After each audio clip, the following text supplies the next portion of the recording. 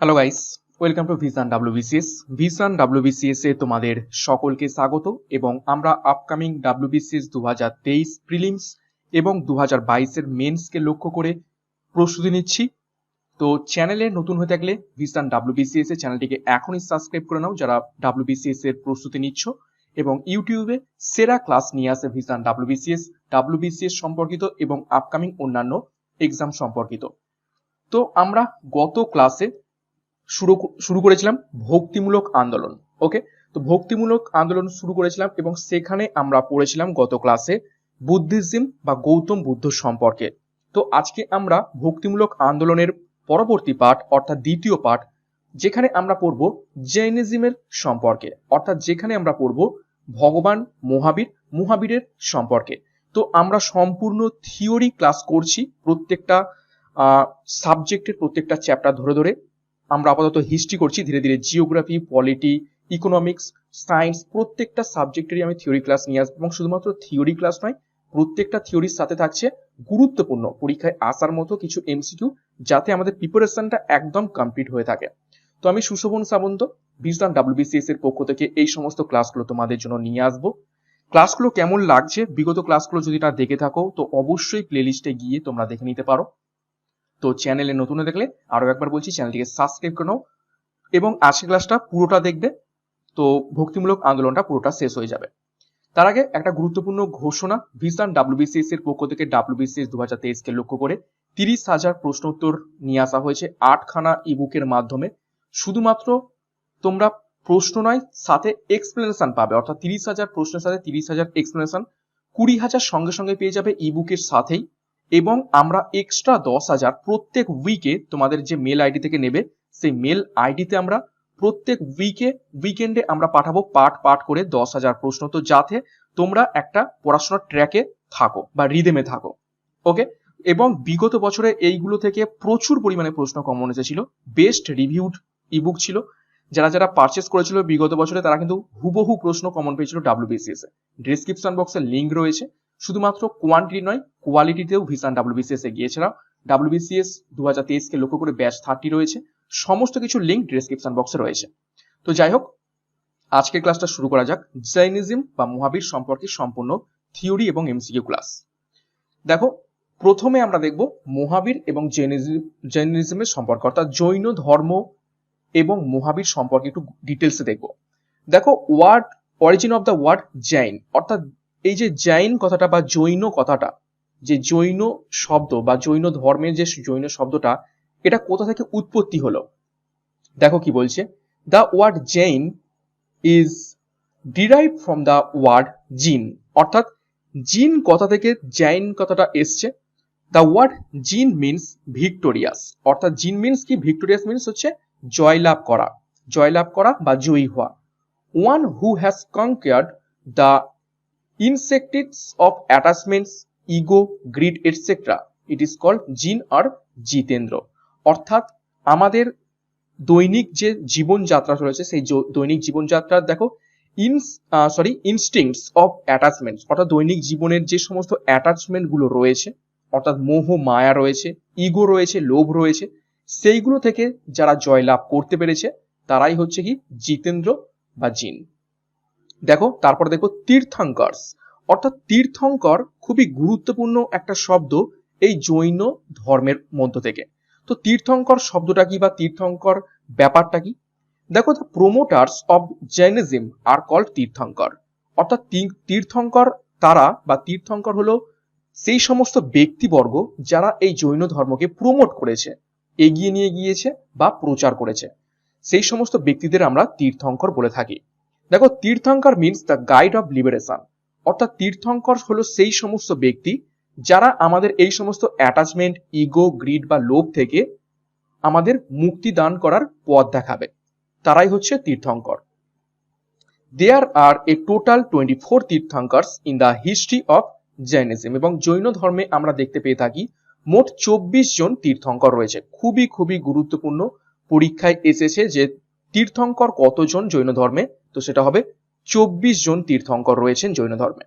ওকে, next slide দেখো, আমরা কিছু গুরুত্বপূর্ণ তথ্য দেখে নেব।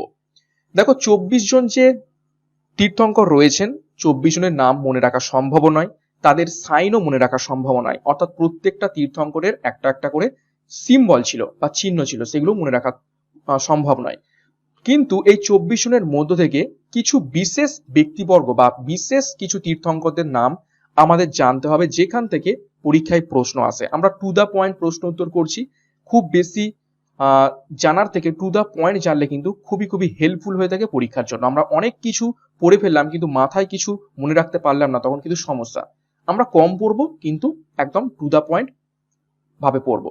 তো এই 24 জন তীর্থঙ্করের মধ্যে যারা যারা গুরুত্বপূর্ণ, দেখো দ্য ফার্স্ট তীর্থঙ্কর অর্থাৎ প্রথম যিনি তীর্থঙ্কর ছিলেন তার নামটা খুবই গুরুত্বপূর্ণ। তার নাম দেখো ঋষভদেব অর আদিনাথ।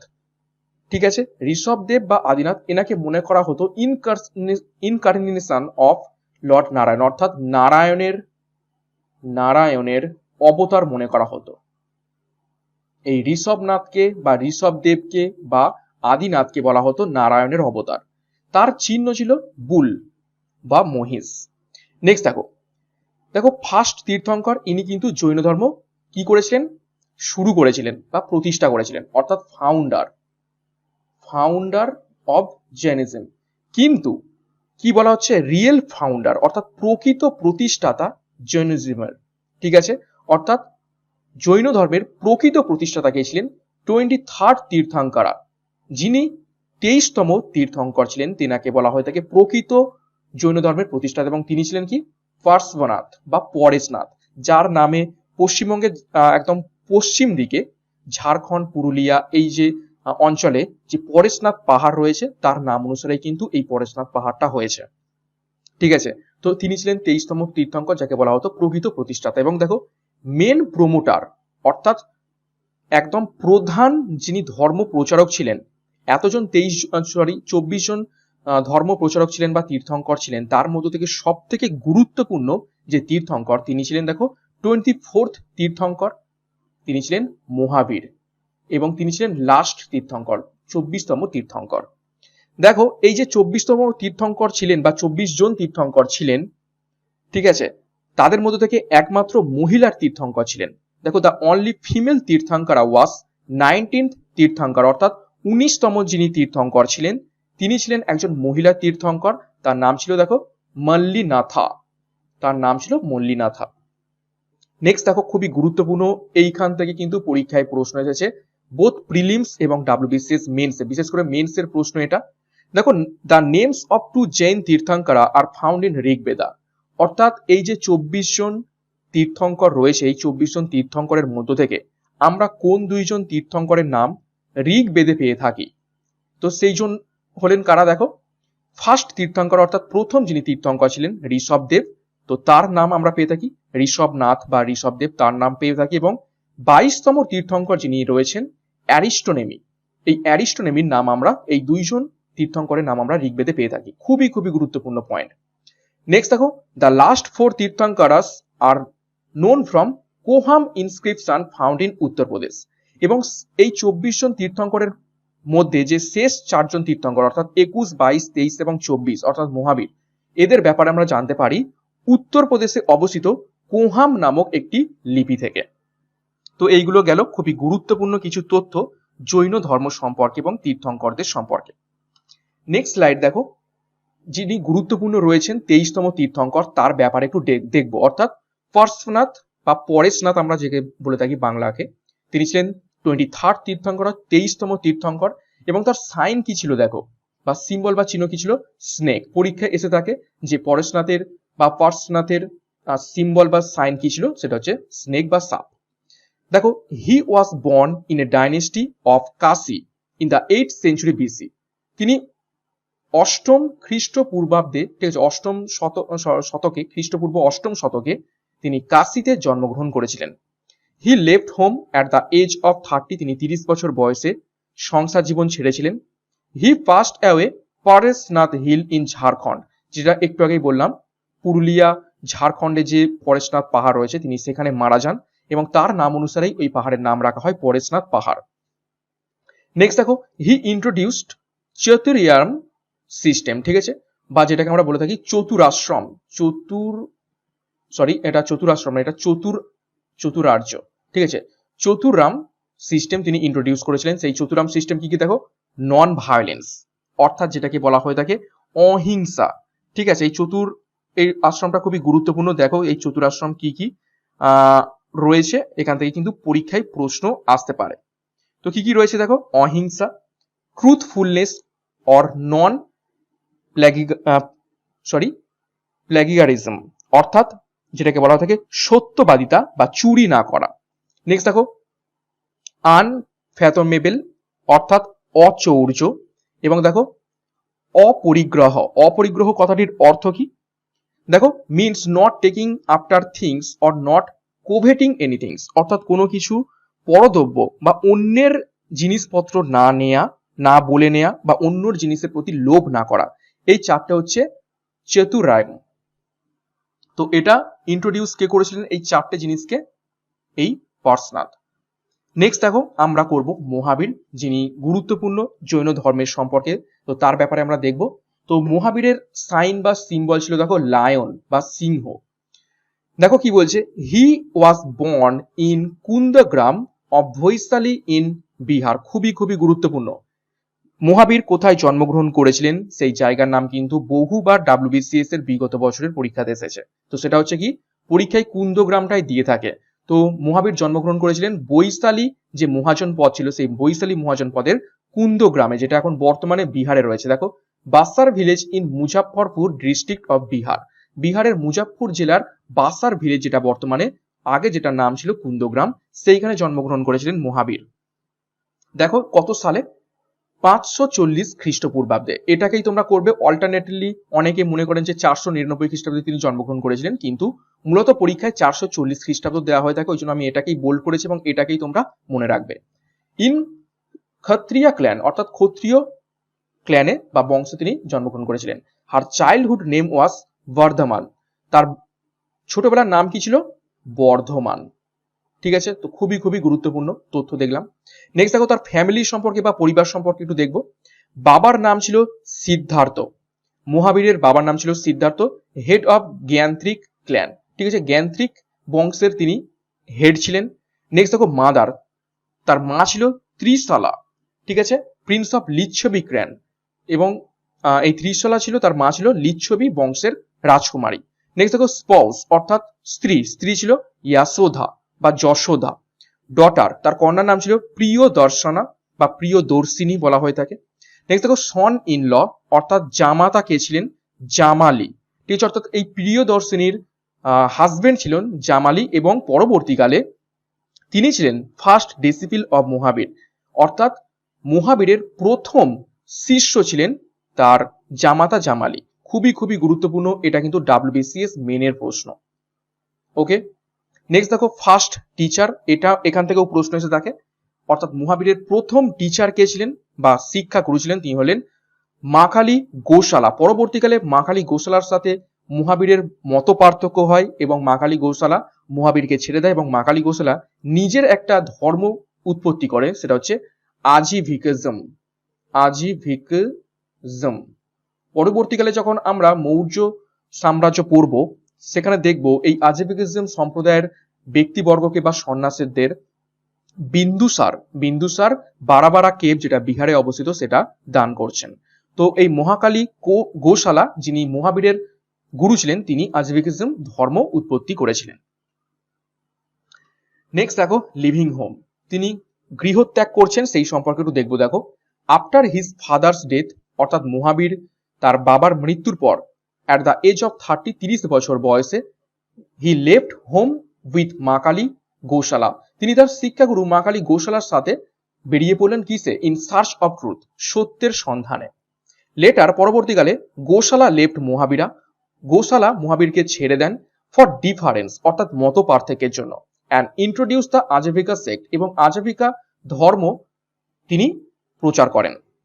নেক্সট দেখো আফটার 12 ইয়ার্স অফ সাধনা, 12 বছরের সাধনার পর, অ্যাট দ্য এজ অফ 42, 42 বছর বয়সে, আন্ডার এ পাম ট্রি, অর্থাৎ তাল গাছের তলায়, ঠিক আছে, পাম ট্রি তখনকার দিনে যে তাল গাছ বা খেজুর গাছ যা খুশি বলা হোক না কেন, সেই পাম গাছের তলায়, কোথায়, অ্যাট জিম্বিকা গ্রাম। খুবই খুবই গুরুত্বপূর্ণ, পরীক্ষায় প্রশ্ন আসে জিম্বিকা গ্রাম, অন দ্য ব্যাঙ্ক অফ রিজুপালিকা, নদীটার নামেও গুরুত্বপূর্ণ পরীক্ষা এসেছে।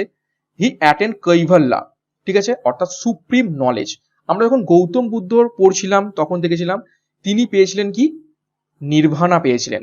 এগুলো হচ্ছে প্রত্যেকটা ধর্ম অনুযায়ী টার্মগুলো চেঞ্জ হয়। গৌতম বুদ্ধ যে জ্ঞান পেয়েছিলেন সেটাকে বলা হতো নির্ভানা বা বোধি লাভ করেছিলেন, সেই সেম জিনিস মহাবীরও পাচ্ছেন কি, সুপ্রিম নলেজ বা জ্ঞান পাচ্ছেন, সেটাকে বলা হয়ে থাকে জৈনদের ভাষায় কৈবল্য লাভ করলেন। ঠিক আছে, যাই কৈবল্য তাই বোধি লাভ, তাই নির্ভানা। ঠিক আছে, শুধু ধর্ম অনুযায়ী এগুলোর টার্মগুলো আলাদা। তো কোথায় তিনি এই সুপ্রিম নলেজ বা চরম জ্ঞান লাভ করলেন বা কৈবল্য লাভ করলেন? রিজুপালিকা নদীর তীরে জিম্বকা গ্রামে 42 বছর বয়সে। অ্যান্ড বিকেম নোন অ্যাজ জিন বা জিতেন্দ্র, এবং এই জ্ঞান লাভ করার পর থেকে তিনি জিতেন্দ্র নামে পরিচিত হলেন। ঠিক আছে, অর্থাৎ তিনি সমস্ত কিছু যে সংসারের মায়া মোহ ইগো এইসবের ঊর্ধ্বে চলে গেছেন বা মুক্তি লাভ করেছেন। দেখো, বিকেম নিগন্থ, এবং তারপরে তিনি নিগন্ত হলেন। নিগন্ত মানে হচ্ছে without family ties by giving up clothes forever, অর্থাৎ ফ্যামিলিতে থাকতে গেলে ফ্যামিলির বস্ত্র পরিধারণ করতে হয়, তো তিনি একদমই বস্ত্র ত্যাগ করলেন। ঠিক আছে, এবং নিগন্ত হলেন, যেটাকে জৈনদের ভাষায় বলা থাকে নিগন্ত। ফ্যামিলি থেকে একদম ডিটাচড হয়ে পড়লেন। নেক্সট দেখবো, দেখো ইভানগেলিজম বা যেটাকে বলা হয় থাকে ধর্মপ্রচার, অর্থাৎ ধর্মপ্রচার তিনি কোথায় কোথায় করেছিলেন, কিভাবে করেছিলেন, সেই ব্যাপারে আমরা ডিটেলস একটু দেখব। দেখো, Mahavira introduced Brahmacharya with Chaturyam introduced by Parshvanath known as Panchavrata, অর্থাৎ আমরা একটু আগে দেখলাম যে পার্শ্বনাথ চারখানা নিয়ম ইন্ট্রোডিউস করেছিলেন যেটাকে বলা হতো চতুরাম। তো এই চতুরামের সাথেই মহাবীর 5 নম্বরতম নিয়ম অ্যাড করলেন যেটাকে বলা হতো ব্রহ্মচর্য। তো এখন টোটাল এই 4 প্লাস ব্রহ্মচর্য কতগুলো হলো? 5টা। তো এই 5টাকে একত্রে বলা হচ্ছে কি পঞ্চব্রত, অর্থাৎ পঞ্চব্রত শুরু করলেন মহাবীর। খুবই খুবই গুরুত্বপূর্ণ যে ব্রহ্মচর্য কে ইন্ট্রোডিউস করেছিলেন, তো সঠিক উত্তর হবে মহাবীর। জৈন ধর্মে ব্রহ্মচর্য ইন্ট্রোডিউস করেছিলেন মহাবীর। এবং ব্রহ্মচর্যের ব্যাপারে আমরা কিন্তু আগেও জেনেছি, সেটা বৈদিক সভ্যতা আমরা যখন পড়ছিলাম সেখানে। তো বৈদিক সভ্যতার ক্লাস যারা দেখোনি তারা কিন্তু দেখে নিতে পারো। নেক্সট দেখো, Mahavira gave his first সেরমন at পাবা, অর্থাৎ পাবা নামক একটি স্থানে তিনি তার প্রথম ধর্ম প্রচার করেছিলেন বা ধর্ম জ্ঞান দিয়েছিলেন টু হিজ 11 ডেসিপিলস, কতজন শিষ্যকে? 11 জন শিষ্যকে, নোন অ্যাজ 11 গান্ধারাস। যখন আমরা বৌদ্ধ ধর্ম পড়ছিলাম সেখানে 5জন শিষ্যকে গৌতম বুদ্ধ ধর্ম প্রচার করেছিলেন যাদের বলা হতো পঞ্চ ভিক্ষুক। এখানে কি বলা হচ্ছে 11 গান্ধারাস, এই 11 জন শিষ্যকে বলা হচ্ছে 11 গান্ধারাস। লেটার হি ফাউন্ডেড এ জৈন শ্রমণা সংঘ, এবং পরবর্তীকালে তিনি জৈন শ্রমণ সংঘ নামে একটি সংঘ প্রতিষ্ঠা করলেন পাবাতে। অ্যামং দিস 11 ডেসিপিলস, এবং এই 11 জন শিষ্যর মধ্য থেকে অনলি সুধার্মা নামে একজন শিষ্য সার্ভাইভ আফটার মহাবীরাজ ডেথ, অর্থাৎ মহাবীরের মৃত্যুর পর পর্যন্ত সুধর্মা নামে শিষ্য এই 11 জন প্রথম শিষ্যর মধ্য থেকে বেঁচেছিলেন। নেক্সট দেখো, আফটার দ্যাট, তারপরে হি ট্রাভেলড অল ওভার ইন্ডিয়া, গোটা ভারতবর্ষ তিনি ঘোরেন ফর অ্যাবাউট 30 ইয়ার্স, 30 বছর ধরে, অ্যান্ড টট হিজ ফিলোসফি, এবং তার দর্শন তার জ্ঞান তিনি প্রচার করেন।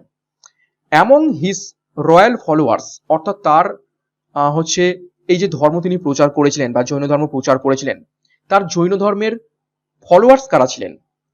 ঠিক আছে, অর্থাৎ জৈন ধর্ম ফলো কারা কারা করতেন? দেখো, কিং বিম্বিসার, রাজা বিম্বিসার অব মগধের যিনি হর্ষঙ্ক বংশের প্রতিষ্ঠা করেছিলেন, প্রথম রাজা মগধের বিম্বিসার, তিনি ফলো করতেন। তার পুত্র অজাতশত্রু ফলো করতেন। কিং খারবেল অফ কলিঙ্গ, ওড়িশা বা কলিঙ্গর রাজা খারবেল জৈন ধর্ম ফলো করতেন। কিং কুনিক অফ অঙ্গের কুনিক রাজা ফলো করতেন। কিং চেতাকা অফ বিদেহা রাজ্যের রাজা চেতক এই জৈন ধর্ম ফলো করতেন। এবং সব থেকে বেশি ভাবে ফলো করেছেন কে? চন্দ্রগুপ্ত মৌর্য। যখন চন্দ্রগুপ্ত মৌর্য পড়বো দেখবো চন্দ্রগুপ্ত মৌর্য তার শেষ জীবনে converted to Jainism in his last life, শেষ জীবনে তিনি জৈন ধর্মতে স্থানান্তর হয়ে যান এবং সংসার ধর্ম ছেড়ে একদম সাউথ ইন্ডিয়াতে চলে যান, নর্থ ইন্ডিয়া থেকে জৈন ধর্ম প্রচার করার জন্য। নেক্সট দেখো, Samprati the grandson of Mauryan emperor Ashoka, embraced Jainism. এবং মৌর্য সম্রাট অশোকের কি বলছে, নাতি সম্প্রাত তিনিও কিন্তু জৈন ধর্ম ফলো করেছিলেন। ওকে, তো আশা করছি এই স্লাইডটা তোমরা প্রত্যেকে বুঝতে পেরেছো। নেক্সট আমরা দেখবো স্যালভেশন বা মোক্ষ, অর্থাৎ তিনি কিভাবে মোক্ষ লাভ করলেন। এখানে মোক্ষ লাভ মিন্স কি, মৃত্যু লাভ করলেন, ঠিক আছে। অর্থাৎ তিনি কিভাবে এই সংসার মায়া ত্যাগ করে কিভাবে মোক্ষ লাভ করলেন বা মৃত্যু লাভ করেছিলেন সেই ব্যাপারে একটু দেখবো। দেখো, ইন 468 বিসি অর্থাৎ 468 খ্রিস্টপূর্বাব্দে অ্যাট দ্য এজ অফ 72, 72 বছর বয়সে, ঠিক আছে, মহাবীরা অ্যাটেন্ড মোক্ষা অর্থাৎ মহাবীর মারা যান। Liberation from the cycle of birth and death অর্থাৎ এই জন্ম মৃত্যুর যে চক্র, সেই চক্র থেকে তিনি মুক্তি পান, অর্থাৎ ঘুরিয়ে বলা হচ্ছে মোক্ষ লাভ করছেন বা মুক্তি লাভ করছেন বা মারা যাচ্ছেন। And his soul now rest in Siddhashila, এবং তার আত্মা এখন কোথায় স্থান পেয়েছে, সিদ্ধশিলাতে। অর্থাৎ জৈন ধর্মের এটা একটা মান্যতা রয়েছে যে সিদ্ধশিলা নামে একটা স্থান রয়েছে, যেটা হচ্ছে প্লেস অফ লিবারেটেড সোলস, অর্থাৎ যে সমস্ত আত্মাগুলো মুক্তি পায় সেই আত্মাগুলো একটা স্পেশাল জায়গাতে গিয়ে বসবাস করে, সেই জায়গাটাই হচ্ছে সিদ্ধশিলা। অর্থাৎ মহাবীরের আগে যে 23 জন তীর্থঙ্কর ছিলেন তাদেরও আত্মা মুক্তি লাভের পরে এই সিদ্ধশিলাতে গিয়েছিল, তো সিমিলারলি মহাবীরের আত্মাও সেই সিদ্ধশিলাতে গিয়েছিল। ওকে, নেক্সট দেখো, according two Jain script, Jain যে সমস্ত স্ক্রিপ্ট বা সাহিত্য রয়েছে সেখান থেকে জানা যায় মহাবীর ডায়েড অ্যাট পাবাপুরী, মহাবীর পাবাপুরীতে মারা গিয়েছিল 72 বছর বয়সে 468 খ্রিস্টপূর্বাব্দে, এবং তখন রাজা কে ছিলেন অজাতশত্রু, ঠিক আছে, অজাতশত্রু তিনি রাজা ছিলেন, অজাতশত্রু রাজা ছিলেন। নেক্সট দেখো, according to legend Mahavira's nail and hair remains after death, অর্থাৎ কিছু কিছু লেজেন্ডদের মত অনুযায়ী মহাবীরের নখ এবং চুল থেকে গিয়েছিল মৃত্যুর পর। And the rest of the body dissolve into air like camphor, এবং কর্পূরের মতো উড়ে গিয়েছিল মহাবীরের দেহটা। দেখো, where Mahavira is believe to have attend moksha there is now a Jain temple, অর্থাৎ যেখানে মহাবীর মারা গিয়েছিলেন অর্থাৎ পাবাপুরীতে মারা গিয়েছিলেন সেই স্থানে এখন একটা জৈন মন্দির রয়েছে, সেটা হচ্ছে যার নাম জল মন্দির, যে মন্দিরের নাম বর্তমানে জল মন্দির। ওকে, তো আশা করছি এই স্লাইডটাও তোমরা বুঝতে পেরেছো।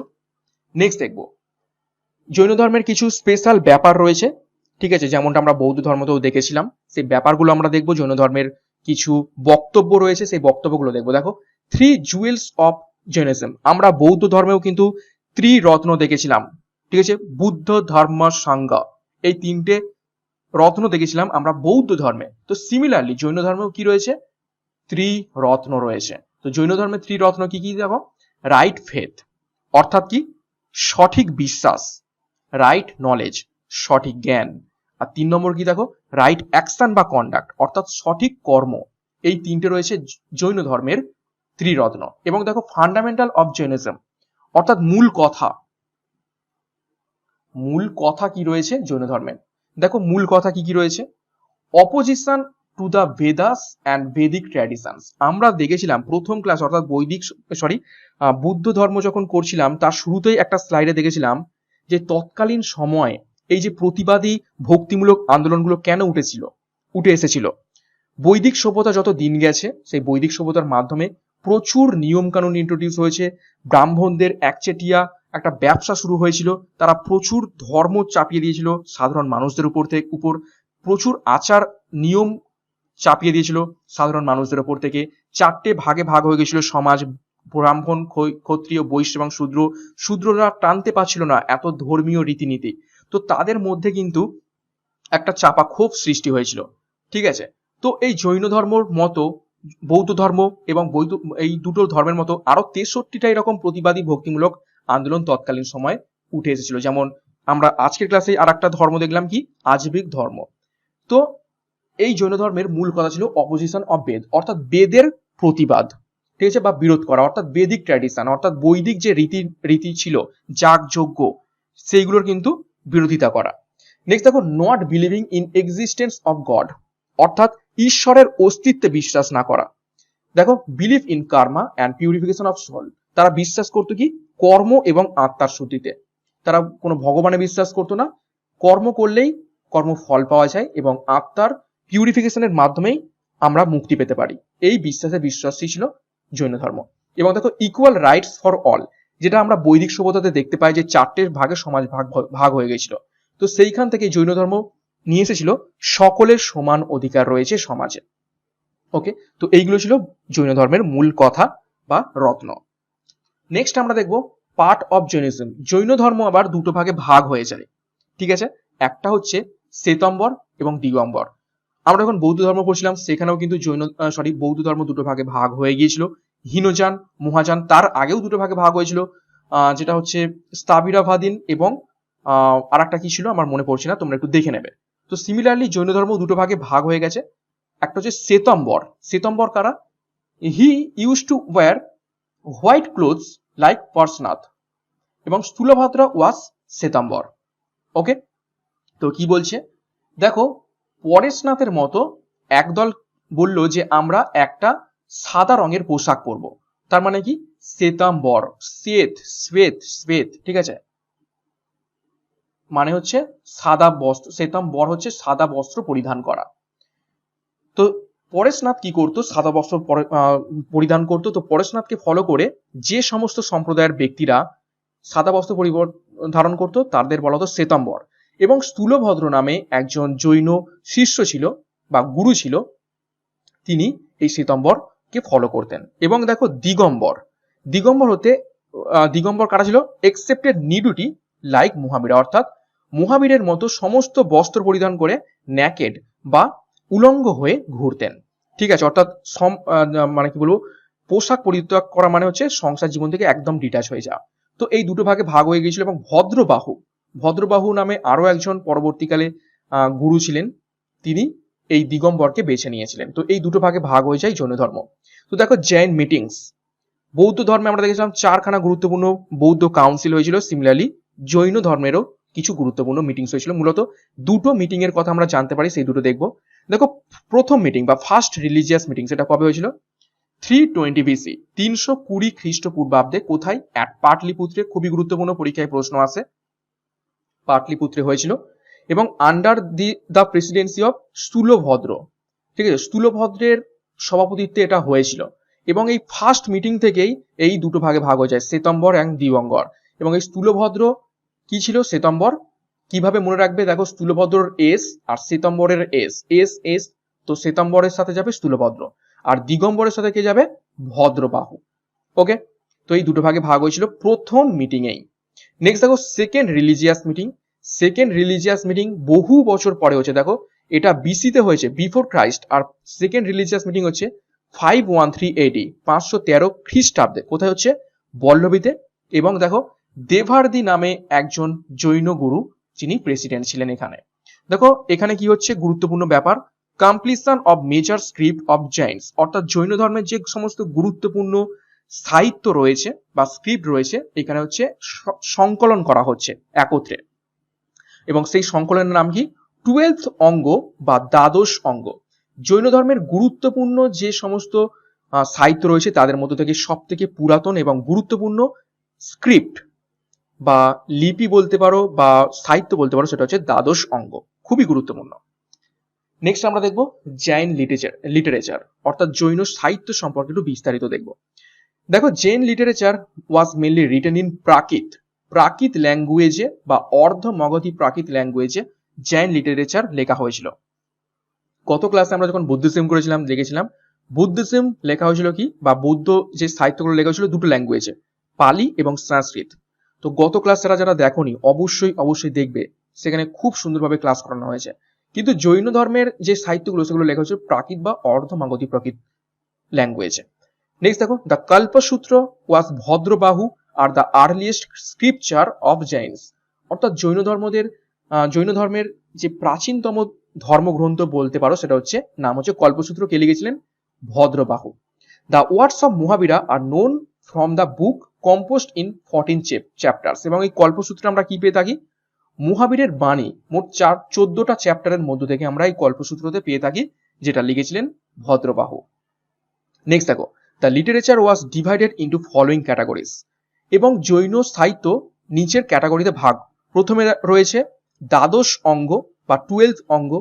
দ্বাদশ অঙ্গের আন্ডারে রয়েছে 12th উপাঙ্গ বা দ্বাদশ উপাঙ্গ। প্রথমে রয়েছে দ্বাদশ অঙ্গ, তারপরে রয়েছে দ্বাদশ উপাঙ্গ, তারপরে আসছে 10 পরিকর্ণাস বা 10টা পরিকর্ণাস রয়েছে, তারপরে রয়েছে দেখো 6টা ছেদা সূত্র। আমি বাংলাগুলো লিখে দিই। পরিকর্ণাস, ঠিক আছে, এটা হচ্ছে দ্বাদশ অঙ্গ, এটা হচ্ছে দ্বাদশ উপাঙ্গ। নেক্সট হচ্ছে দেখো মূল সূত্র, 4টে রয়েছে মূল সূত্র, আর 2টো রয়েছে কি শুধুমাত্র সূত্র। ওকে, তো এই ক্যাটাগরিতে বিভক্ত রয়েছে জৈন সাহিত্য। নেক্সট স্লাইড আমরা দেখব, যেটা হচ্ছে জৈন আর্কিটেকচার, অর্থাৎ কি কি জৈনদের স্থাপত্য রয়েছে সেগুলো দেখবো। দেখো আমি রাজ্যভাবে ভাগ করেছি। উড়িষ্যাতে আমরা কোন জৈন আর্কিটেকচার দেখতে পাই? দেখো হাতি গুম্ফা, হাতি গুম্ফা যে শিলালিপি, সেইখানে আমরা জৈন ধর্ম দেখতে পাই। নেক্সট দেখো বাগু গুম্ফা, উদয়গিরি, খণ্ডগিরি, এই সমস্ত স্থান জৈন ধর্মের সাথে সম্পর্কিত। নেক্সট দেখো গুজরাটে গিরনার অ্যান্ড পালিতানা টেম্পেলস, এই দুটো জৈন ধর্মের সাথে সম্পর্কিত। নেক্সট দেখো বিহারের পাবাপুরী অ্যান্ড রাজগীর, বিহারের পাবাপুরীতে যেখানে মারা গিয়েছিলেন মহাবীর, সেই স্থানটা কিন্তু, এবং রাজগীর জৈন ধর্মের সাথে সম্পর্কিত। নেক্সট দেখো কর্ণাটক, কর্ণাটকে গোমতেশ্বর, বাহুবলী এবং শ্রবণা বেলগোলা, খুবই খুবই গুরুত্বপূর্ণ এই শ্রবণা বেলগোলাতে, যেখানে চন্দ্রগুপ্ত মৌর্য, ঠিক আছে, চন্দ্রগুপ্ত মৌর্য শেষ জীবনে চলে গিয়েছিলেন, এবং এখানে কি হয়েছিল? ডেথ হয়েছিল, death place of Chandragupta Maurya, Chandragupta Maurya এখানে মারা গিয়েছিলেন এই শ্রবণা বেলগোলাতে। ওকে, নেক্সট দেখো রাজস্থানে, রাজস্থানের সবথেকে গুরুত্বপূর্ণ মাউন্ট আবুর দিলওয়ারা টেম্পল, প্রত্যেকে বলা ভুল, অনেকে এখানে ঘুরতে যায়। নেক্সট দেখো বিমলাভাসী অ্যান্ড তেজপুর টেম্পল, এগুলো হচ্ছে রাজস্থানে অবস্থিত। ওকে, তো এই পর্যন্ত ছিল সম্পূর্ণ থিওরি। এবার আমরা এমসিকিউ করব। তো আশা করছি জৈন ধর্ম সম্পর্কে যা থিওরি এতক্ষণ পর্যন্ত করলাম ক্লিয়ার হয়েছে প্রত্যেকের, এবং আশা করছি ডাব্লিউবিসিএস এ এইখান থেকেই তোমরা কমন পেয়ে যাবে। ওকে, একদম টু দা পয়েন্ট আমরা পড়ার চেষ্টা করেছি খুব সুন্দরভাবে। নেক্সট আমরা কিছু গুরুত্বপূর্ণ কি করব, এমসিকিউ করে নেব, যে থিওরিটা পড়লাম জৈন ধর্মের উপর থেকে, সেইখান থেকে। দেখো first Jain assembly was organised at, অর্থাৎ প্রথম জৈন যে মিটিং সেটা কোথায় হয়েছিল? সঠিক উত্তর হবে অপশন এ, পাটলিপুত্রে। একটু আগে দেখলাম 320 বিসিতে। কে প্রেসিডেন্ট ছিলেন? প্রেসিডেন্ট ছিলেন কে? Sthulabhadra, Sthulabhadra. Next 2 number, which of the following is symbol of Jain Tirthankara Parasnath, পরেশনাথের সিম্বল কি ছিল? তো সঠিক উত্তর হবে অপশন সি, স্নেক। লায়ন কার ছিল? লায়ন হচ্ছে মহাবীরা। বুল কার ছিল? ঋষভ দেভা। নেক্সট দেখো 3 নম্বর প্রশ্ন, হু ওয়াজ 23rd তীর্থঙ্করা অফ জৈনিজম, জৈন ধর্মের 23তম তীর্থঙ্কর কে ছিলেন? তো সঠিক উত্তর হবে অপশন বি, পরেশনাথ। ঠিক আছে, ঋষভনাথ ছিলেন ফার্স্ট অর ফাউন্ডার, পরেশনাথ ছিলেন কি? রিয়েল ফাউন্ডার, অজিতনাথ ছিলেন সেকেন্ড, মহাবীর ছিলেন 24th or last or most famous or important. ঠিক আছে, নেক্সট 4 নম্বর, দেখো সমাধি মরণ is related to which philosophy, তো সমাধি মরণ এই ফিলোসফিটা কোন ধর্মের সাথে সম্পর্কিত? তো সঠিক উত্তর হবে option B, Jain philosophy. Next দেখো 5 নম্বর, হু ওয়াজ দ্য 24th জৈন তীর্থঙ্করা, 24তম তীর্থঙ্কর কে ছিলেন? তো এক্ষুনি আমরা দেখলাম অপশন বি, মহাবীর। নেক্সট দেখো 6 নম্বর, হু ওয়াজ দ্য ফার্স্ট জৈন তীর্থঙ্কর, তো প্রথম তীর্থঙ্কর কে ছিলেন?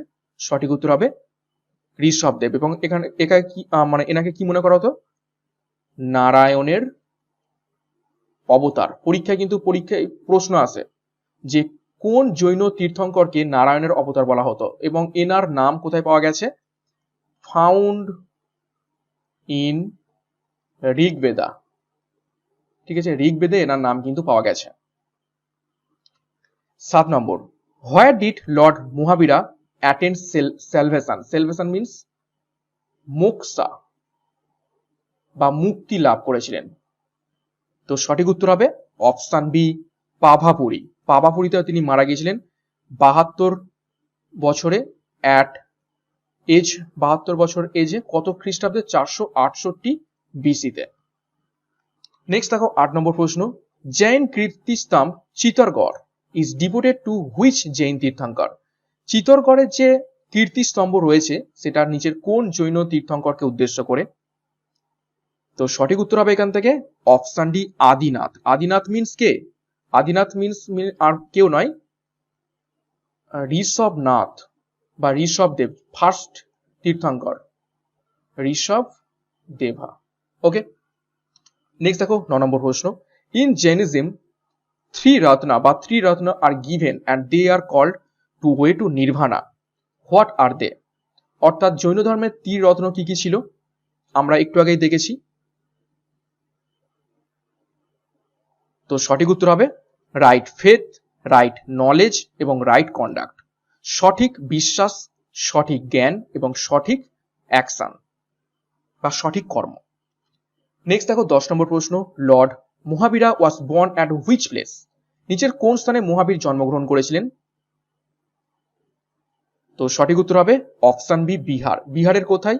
বিহারের বৈশালী মহাজানা পদাতে, এবং কোথায় পার্টিকুলারলি? কুন্দগ্রাম ইন 540 বিসিতে। নেক্সট আজকের ক্লাসের শেষ প্রশ্ন দেখো, the ultimate goal of education in Jainism is? অর্থাৎ জৈন ধর্মের প্রধান লক্ষ্য কি ছিল? তো সঠিক উত্তর হবে অপশন সি, লিবারেশন, অর্থাৎ মুক্তি, অর্থাৎ মোক্ষা লাভ করা। ঠিক আছে, তো এই ছিল গুরুত্বপূর্ণ 11টা প্রশ্ন উত্তর এবং সম্পূর্ণ জৈনিজমের উপর থেকে থিওরি প্লাস এমসিকিউ।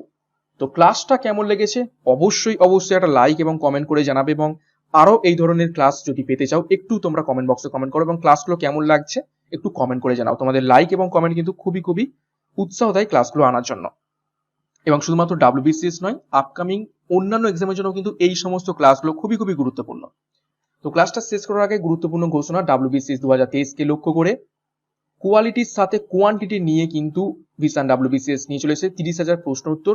শুধুমাত্র প্রশ্ন নয়, প্রত্যেকটা প্রশ্নের সাথে তোমরা এক্সপ্লেনেশন পাবে, অর্থাৎ 30,000 প্রশ্নের সাথে 30,000 এক্সপ্লেনেশন। এমসিকিউ পড়ার সাথে সাথে থিওরিটাও তোমাদের পড়া হবে। টোটাল 8খানা ইবুক পাবে, 20,000 প্রশ্ন তো সঙ্গে পেয়ে যাবে, এবং বাকি 10,000 প্রশ্ন আমরা তোমাদের পড়াশোনার মধ্যে ট্র্যাকে রাখার জন্য, রিদমে রাখার জন্য প্রত্যেক উইকলিতে পার্ট করে পাঠাবো মেলের মাধ্যমে। এবং বিগত বছরে এখান থেকে হুবহু প্রশ্ন কমন এসেছিল, খুব ভালো রিভিউ পাওয়া গিয়েছিল। ডিসক্রিপশন বক্সে লিঙ্ক রয়েছে, এছাড়া ব্যাচ 30তে তোমরা যুক্ত হয়ে যাও, যারা যুক্ত হতে চাও ডিসক্রিপশন বক্সে সব লিঙ্ক পেয়ে যাবে। তো ক্লাসটা কেমন লেগেছে অবশ্যই একটা লাইক এবং কমেন্ট করে জানাও। তো আজকের মতো ক্লাসটা এখানেই শেষ করলাম। Thank you, by.